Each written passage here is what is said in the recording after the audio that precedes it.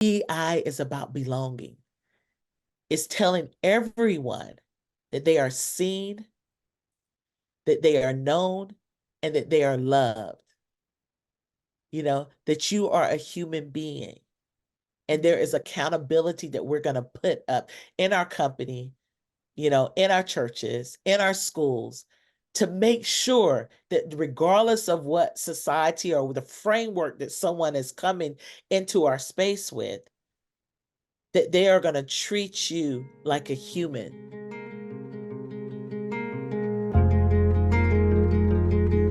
Welcome to the Moxie Podcast. This month, we have been talking about what it means to kind of just show up in spaces, be a leader, be inclusive, but also have these mindset shifts that we have the power to shift our minds, that we have the power to make and pave the way of our life. And we can do that also by the way we show up in spaces and how we surround ourselves with the right people and kind of that team around us. And so today I'm excited to be ending our month with Latasha, and I'm so happy that you are now a part of the Moxie community and that this community gets to hear from you today. So welcome to the Moxie Podcast. Great to be here.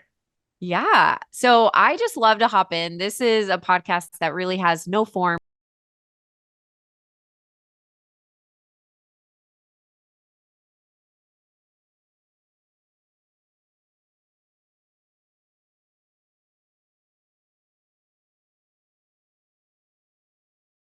Yeah, I am Latasha Morrison.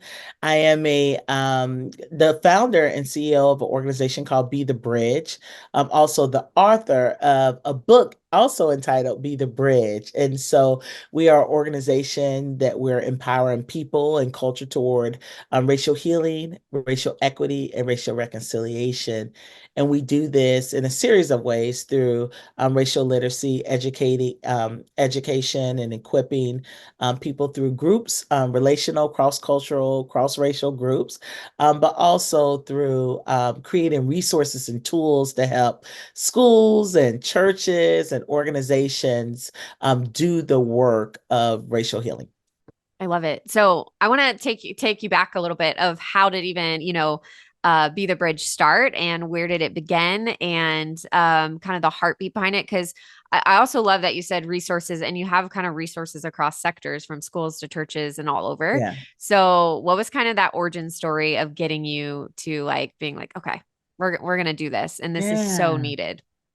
I think the thing that leaped me into doing was there was a catalytic event for me. This is the conversations I've always had, but I always had that conversation with people who look like me, trying to Mm-hmm. understand and interpret the world around us. And I think when Trayvon Martin was killed, was Mm, murdered, I was in a community of people who didn't look like me. And the perception of the conversation in a community of people who didn't look like me, that conversation was very different. It was very nuanced, and it was also very different from how my friends that looked like me, how we were having this conversation, what we felt, what we feared, how we perceived it, and then how this other community perceived it. And so, if I'm in both of those communities, my thing is, if we're in community together, if we're doing life together, if I can show up in my full self, if you're saying I mm-hmm.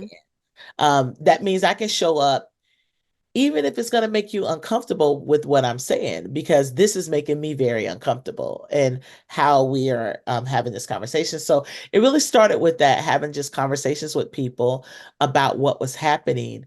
And then from there, moving and really engaging. And I'm like, if I'm going to be in this Christian environment, and we're saying that we are brothers and sisters in Christ, I need you to understand what pains me and why this Mm-hmm. is paining me. And so I saw that there was a lack of understanding because people lived in homogenous groups. So I am racial bridge building because I'm in these two different worlds. But most people that I was in the predominantly white space with, they had never had friends of color, never worked with Mm-hmm. people, just had lived in a very um, um, homogenous like community.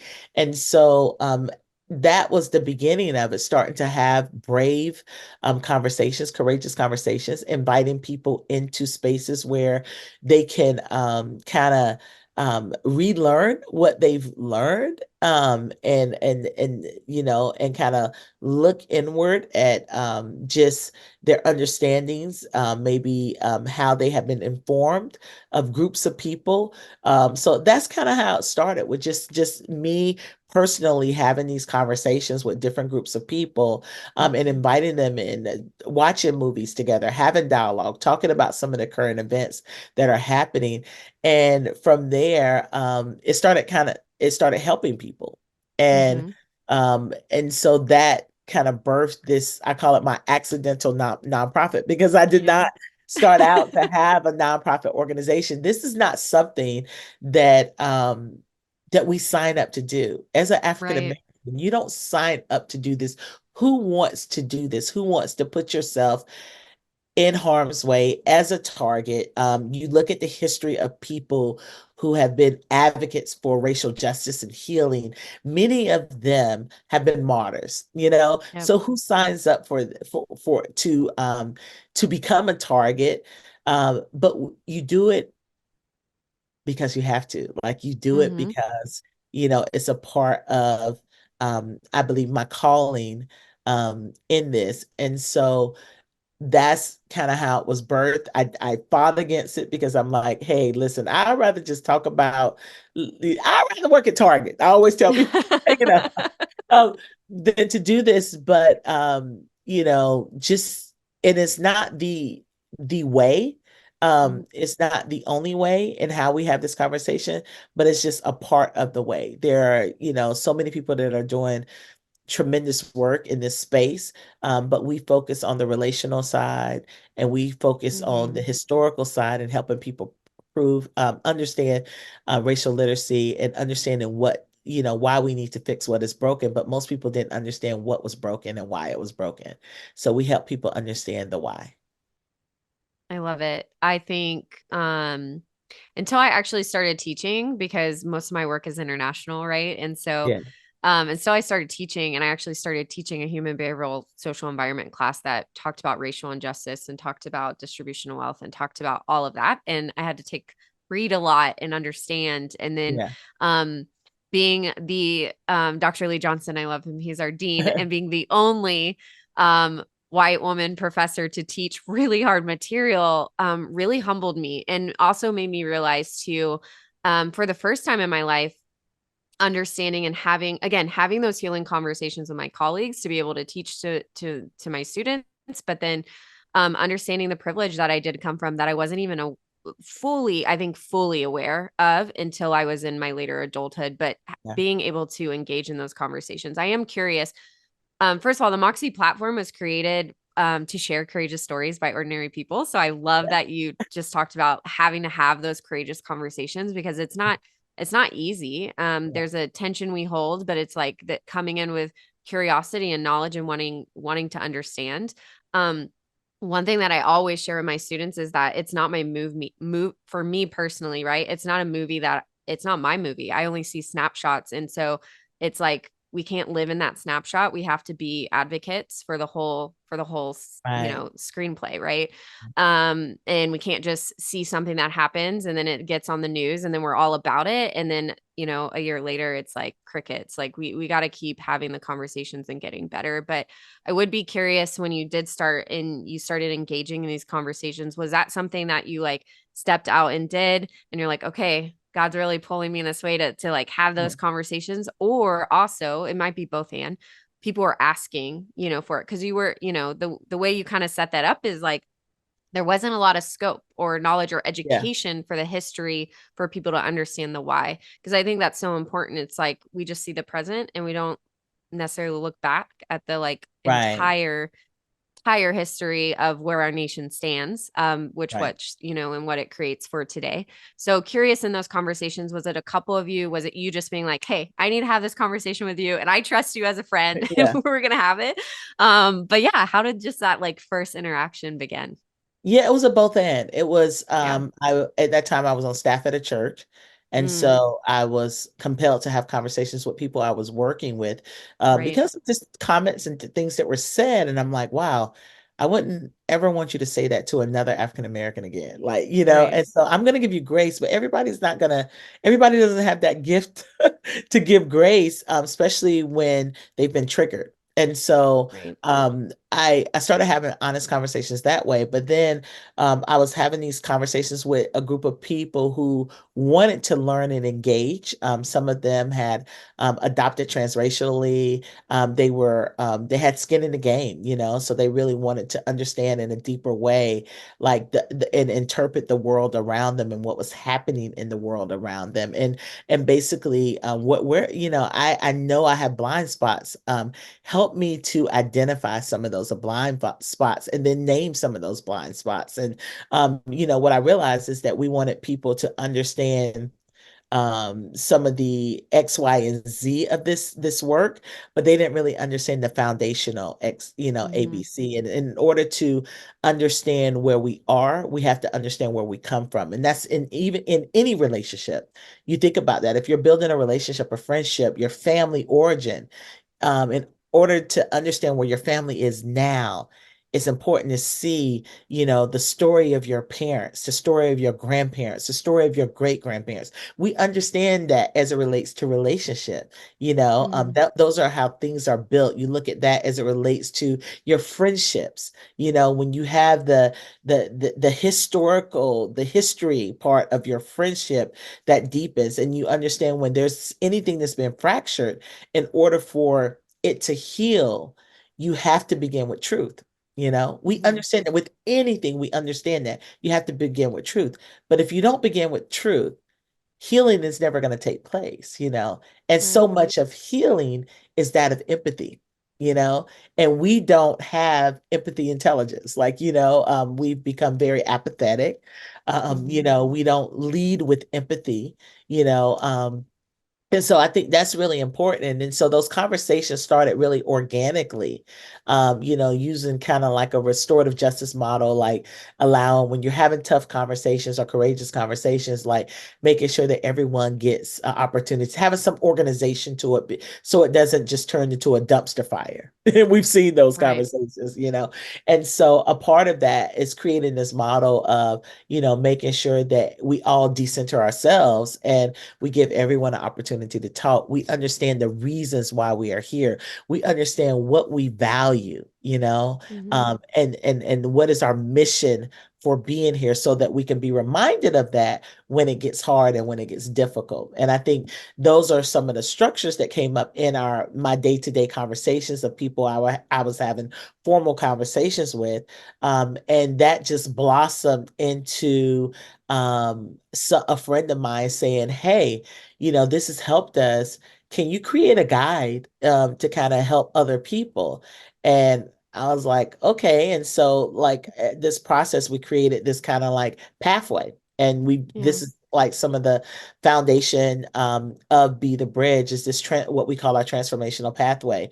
It's like dealing with the awareness. Like, we deal with people. We're not trying to convince anybody. Most of the people that came to me that were part of our organizations, they are aware of the brokenness and they want to be a part of the solution.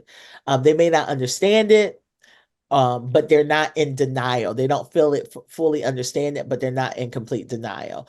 Those are the people that Be the Bridge is for. This is what this conversation is for. It is very exhausting, as a person of color, to try to convince someone of brokenness. So we don't start there. That's maybe for somebody else. That's not my that's not what we do and Be the Bridge. But for people to understand, hey, this is a mess. Like, but I want to be on the solution side of trying to understand, so that I can be a part of the solution to help move us forward. And that's where, that's where this conversation has been for me, Mm-hmm. with these bridge building conversations. And we take people from awareness, acknowledgement. We understand how a lot of this discussion brings about shame and guilt, but we tell people where there's this process of lament that we need to begin to exercise this muscle, where it's okay to have sorrow. What we do is, when we have discomfort, we feel that, okay, I'm feeling uncomfortable, so it must be wrong. And so you're wrong, and this whole thing is wrong because I'm uncomfortable.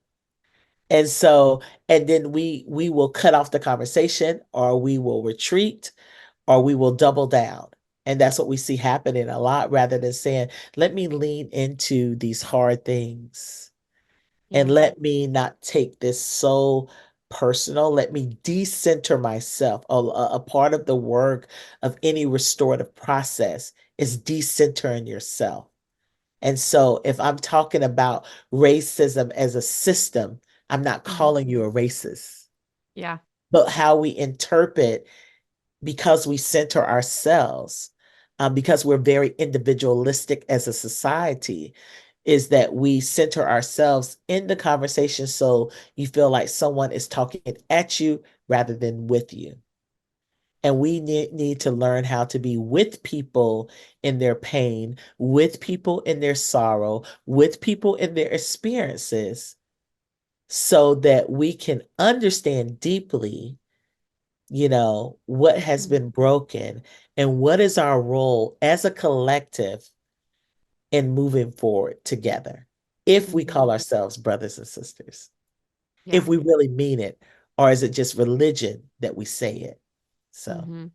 Yeah, I love that, especially like coming in from being a women of faith yeah, and seeing it in that way. And I love that you started those conversations in the church because I think that's where there's a lot of hurt there, right? And as we yeah, see, especially in the millennial generation and what that looks like as well, like um yeah, you see people more walking the other way because it's just like this building, that's it, and not much more. It's not a right. community, and I've just seen, yeah, a lot of restoration coming out of that within the last couple of years of, yeah, how can we do hard things together? How can we Yeah, have these hard conversations? How can we just sit in the uncomfortable? I love that you mentioned that because I feel like, yes, we live in a world that it's as soon as it gets hard, we distract ourselves, or yeah, we don't want to face it. But I love the practicality also of the name of Be the yeah, Bridge. Like, yeah. it's a beautiful picture. Did you just like draw this out? Did you illustrate? You're like, this is what it's Well, gonna be. I love names, how they come about, but like that's yeah. it's simple and so beautiful. Yeah, I think being involved in ministry and also being in the corporate space, I Mm-hmm. saw, especially in the early 2000s, I saw more of a intentionality in the corporate space to to lean into these conversations that I wasn't seeing within the church. And I feel like the church should be the headlights, but we're rather the taillights. We've been very complicit in the Mm-hmm. brokenness. And so, and not just complicit, causing a lot of the brokenness, For let's sure. say on the forefront. Um, and so would be the bridge. I would always say when I was involved in ministry, we would go into these different spaces. We were very intentional coming out of a predominantly Black church, that we were very intentional about spaces we were in. And I will always say that I feel like we're like being the bridge, just using it, just what that means. But, when we talk about a bridge is painful. Everybody's not called to bridge building work. And Mhm. we shouldn't think that every person of color is a bridge builder. You know, I Mm. think that uh, bridge building is a gift, is very hard, because bridges get driven over, you know. But one of the things we're talking about as we're using the word of God as a foundation of our bridge, Mhm. and what holds this bridge up, and it's not a bridge of kumbaya, you know, this bridge has to endure tension. You know, Mhm. this bridge endures discomfort and pain. I think about it as it relates to even the Golden State Bridge, in San Francisco, that it took, 11 people died building that bridge. Bridge Yeah. building is difficult, hard work.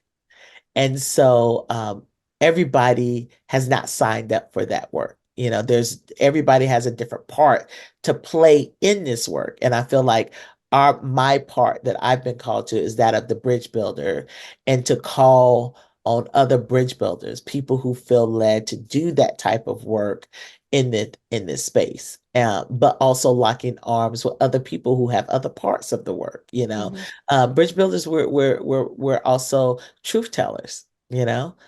We do it with grace and leading with love. But we are Hmm. truth tellers in that part, and sometimes the truth doesn't feel good. Yeah. It's true. And some people say, you're not making me feel good, so this is a bridge building. No, in order to build a foundation, Hmm. that is healthy and stable, we have to start with that truth that's going to be uncomfortable. So that word came about. I would always use that word. And when I was going through a rough time wrestling with God, trying to figure out why I was in Austin, Texas, and wanting, it was so culturally different, but also um, it was beautiful.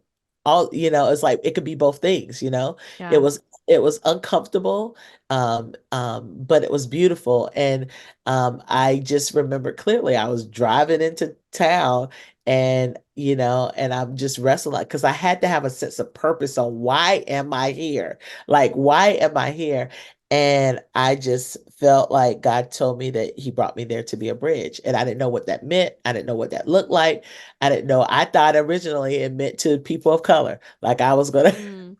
I was gonna do this some leadership work, but it didn't mean that. And it would Yeah. just unfold. So what I would always practice in my life when I don't understand something, instead of getting overwhelmed and shutting down or anything, I'm going to do the next right thing. So I'm going to do the next thing that I know to do. And I feel like in that faith, those faith moments, those faith steps, that God is going to reveal and continue to show me what that next step is, what that next step. So being faithful over the little things, and that's what I did. And so a part of that was starting to have these conversations, starting to say yes to things that I would typically say no to. Um, Hmm. and their birth, out of a friend saying, can you create a guide for my organization? Can you speak at my conference about this, what we're doing? Those little yeses equated to what is now Be the Bridge. Done. It's so good. No, Yeah. I mean, just the small little faithful steps, like that's what it Yeah. takes. I think, I really don't like the saying where it's like, overnight success, or they see people and they're Yeah. like, I'm like, no, it's Yeah. not. It takes years and years. Those were small, faithful steps Yeah. since I was in high school. I didn't Yeah. understand it. I didn't understand the thread. I didn't understand the patterns now. But Yeah. those little yeses went back to, high school for me. Yeah. That That's so those good. little things prepared me for the now. But I didn't know what was happening then. But that's why it's so important. You just keep showing up. Hmm. Even when you're so confused, you keep showing up and you Hmm. keep doing the things that you know to do. And sometimes that is just like, hey, I'm gonna go watch this movie. Do you want to watch it with me? Oh, you know what? I'm gonna develop some questions for us to talk about after the movie. It's just little Yeah. things that can turn into things that you never knew, because I never started out to do this. Like, this wasn't on my list. It was never on my life plan list to write a book, Yeah. and then to much less write a book that would be a best-selling book. Like, that was never a part. And I know people may say, well, no, I never had. It was never part of my plan to write a book. I don't think I'm the best writer, you know and it was never a part of my plan to start a nonprofit organization. Hmm. I like to, you know I don't want to have to raise money, especially around around this topic. You know what I'm saying? I like comfort. You know what I'm saying? So Yeah. everything that I'm doing is a place. My whole entire life is a place of discomfort for me. It's a place of challenge. It's a place of tension. So, Hmm. but it keeps me dependent. Yes. That's when you And know in it's the not you. discomfort and in the tension is where Yeah. transformation happens, right? And keeps Yeah. us dependent on him. So I Yeah. Yeah, I love everything about that and just the faithfulness of that. You are definitely in the wrong sector. You're gonna have to raise money for a long time. It's like Yes, I I know. wear, I know. I'm like I wear an ED hat and a CEO hat, so I'm like, oh Yeah, my gosh, it's always raising money, whether capital or yeah. fundraising. But I wanted to. It's a slight pivot, but to talk about I just because recently I was talking to my colleagues and they Uh-huh, posted an article. We have a chat uh-huh. and they posted an article about I believe it was the University of Florida. I wanted to pull it up before I talked, Oh but I yeah, forgot. But they yeah. just laid off all their DEI Uh-huh. staff.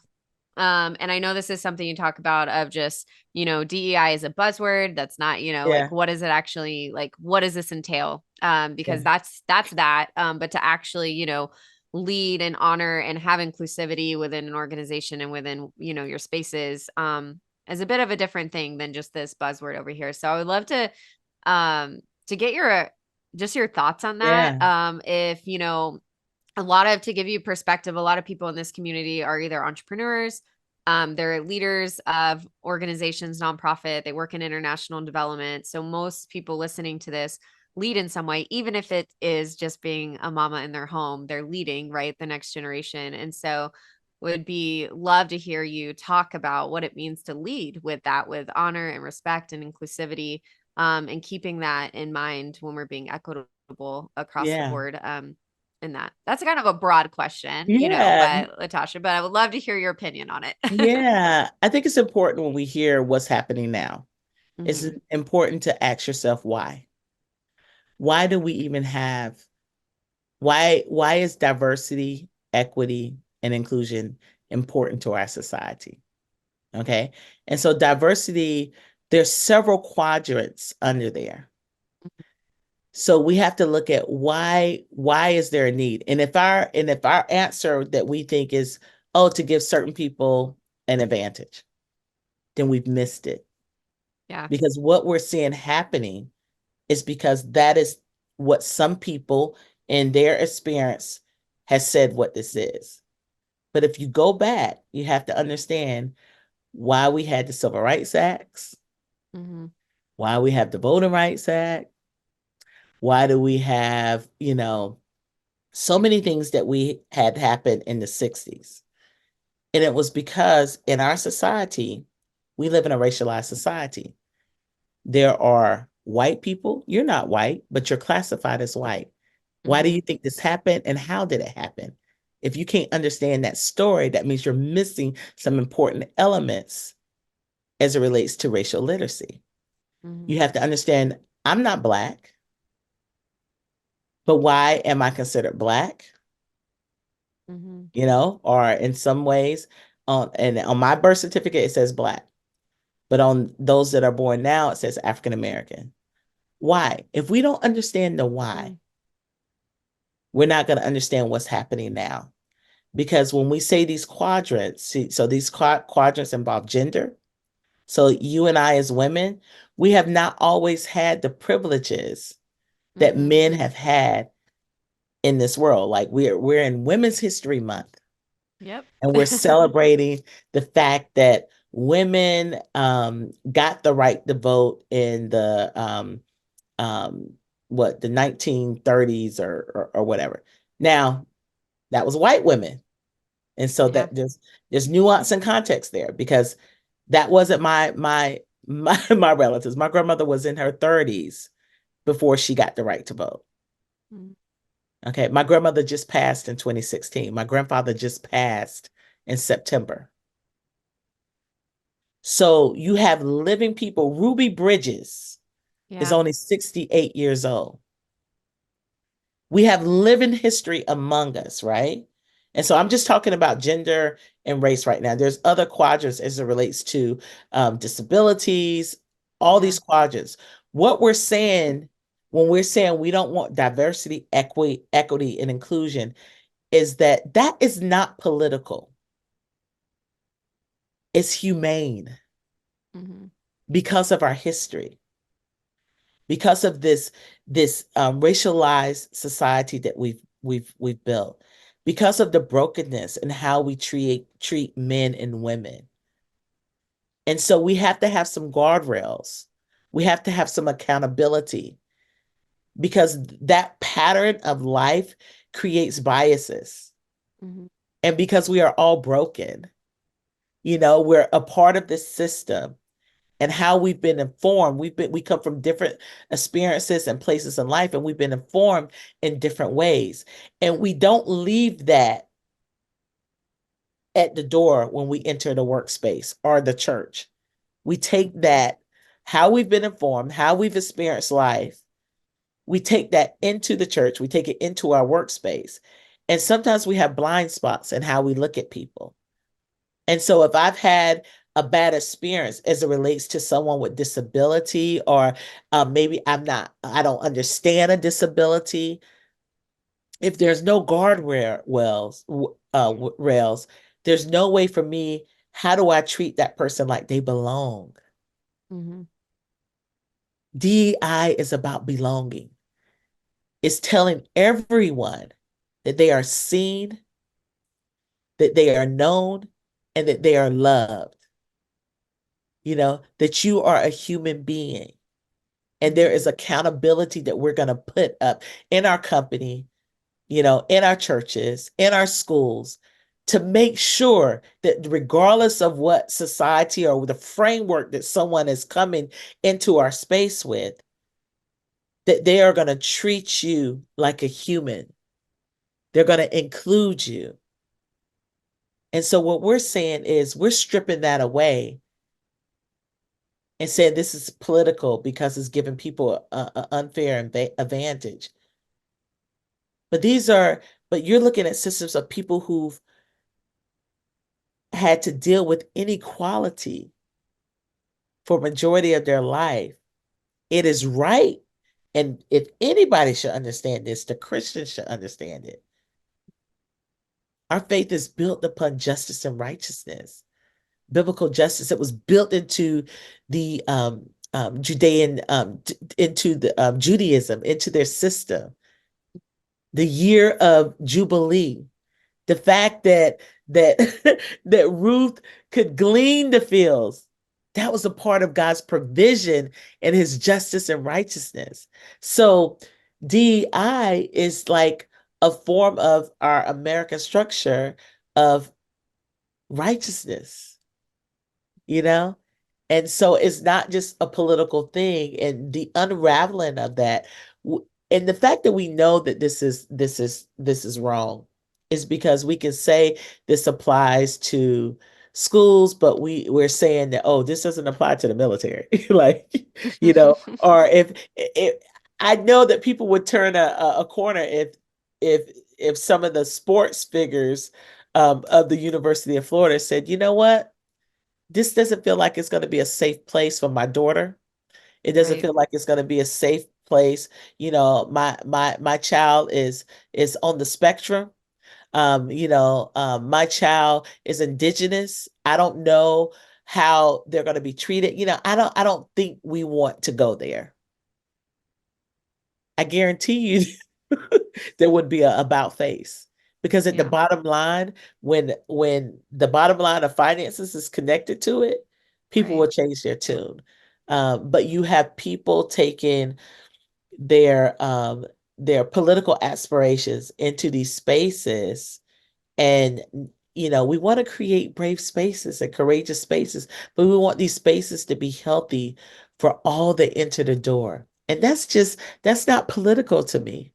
That's Yeah. humane, because making sure that people are seen, that they are known, and that they are loved isn't taking that away from someone else. Yeah. You're creating other opportunities. You're creating space for that to happen. And so I just think that we really need to educate ourselves. And you're just seeing it, that some people in some of the highest powers are uneducated on Yep. some of the basics of society, and Agree. on some Agree. of the history that is living among us, you know. Yeah. So Thanks for I'm sharing. only one generation removed. Yeah. My father was born and my mom were born into a world where they couldn't go to the schools that they wanted. Yeah. You know, they were born into red line neighborhoods. I'm one generation removed from that. Hmm. This is not ancient history. This is recent history. And what we've done with DEI is to rectify a wrong. Mm, But what we're doing is doubling down and saying that it's okay to be wrong. mm, I have a problem with that. And we all should have a problem with that. And we yeah. all should use our voice, you know, to Mm-hmm. not to make sure that we're not co-signing those type of ideologies. So Mm-hmm.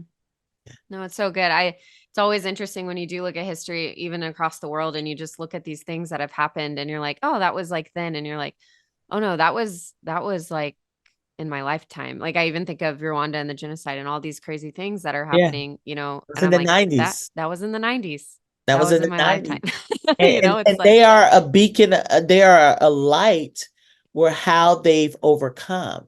yeah, And one of the reasons of how they've overcome is how they have went about with justice, but how they've changed their system mm, for truth and reconciliation. One of the things there is you're not going to change the narrative of what was broken. right. Here, we don't own our history. We That's so change the good. And so narrative. yeah, that's You so true. know, we argue about what the Civil War was about when there are secession documents that are on the public domain to tell us what they were about, but we can argue that it wasn't about slavery, it was about states' rights. But what did the states want to do? They wanted to govern themselves to do what? So it's Yeah. just like we can't even interrogate our own history. But in Rwanda, you know, it was the genocide of the Tutsi. Yep. Yeah. And if you go there and saying, well, no, it wasn't a genocide of the Tutsi, the Hutu, there's a lot of Hmm. history with it, Yep. but you're not going to retell their history. And that's why they have memorials and museums and Yeah. all of these things to capture that history so that 50, 100, 200 years down the line, someone doesn't try to erase it. Yep. It's sombering. Yeah, I've been to their spaces and memorial and been and it's there and Yeah, but it's a beautiful and they're still healing. Like yeah, there's still healing happening, but they're very much I like how you presented that. Yeah, yeah, they're not going to erase it and they're not going to combat it and try to yeah, say it was something else. yeah. Um it's so good. Yeah. Germany has done that. Germany has done that Yeah. with the Holocaust. We understand that history. Yeah. There, the concentration camps, you're not having weddings there, Mhm. Yeah. and all our things get understanding what I just said. They're not having Mhm. weddings at a concentration camp, you know.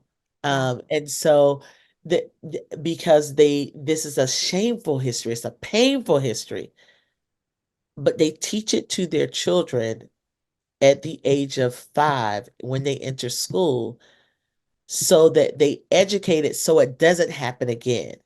When you Yeah. don't teach the truth, you run a risk of it happening again. Mm. And so that is where we are. And these are the things that we educate people. And what I've seen is people respond to truth. People respond to education. And I think that is the fear. Because when people respond, there's a transformation, there's a shift, there's change. And some people like things the way they are. Mhm. They like marginalization, they like power. And when you like power, you don't want to share power. Mhm. And so we have what we have because some people like it, but I've seen people respond um, of all ethnicities, background to truth. I remember a lady just saying, why didn't I know this? It's designed that way Mhm. because now you have empathy, and empathy brings about transformation. Transformation, when we say it brings about restoration and redemption and, reconciliation and those things where the flourishing of all God's people. So we are creating systems to help everyone flourish, not just some. I don't want I don't want just people who look like me to flourish. how would that be something, good if I'm just flourishing and you're not? I want you to flourish. And I don't want to take from you so that I flourish. I want us to create pathways where we all flourish. Yeah. So I think it's just we have to really interrogate what we know and what we know to be true, and ask those different questions and wrestle with it and Mm-hmm. fight, to stay in it, fight the discomfort, you know. Yeah. So Well, we could talk for hours I because know, oh my goodness, I could go in all different directions, I know, I but know. we will wrap up for all of Yeah. those listening. I'm sure everyone's like, yes, I want to know more. And if you do want to know more and you want to get a hold of Latasha, can you Yeah. tell them where they can find you, where they can get your resources? And of course, we'll put it in the show notes, but would love for you to share Yeah. that. You can find me at latashamorrison.com. Also on all the social channels, Latasha Morrison. Be the Bridge, also bethebridge.com. And on all the socials, Be the Bridge. So we're in LinkedIn and um, Instagram, Facebook, all of that. And then also we have pathways for people. It depends on where you are in this work. There's pathways. Of equipping and education resources that we have online. Mm, that's so good. I'm going to go check that out and see Yeah. also what I can jump into and always continue to learn on.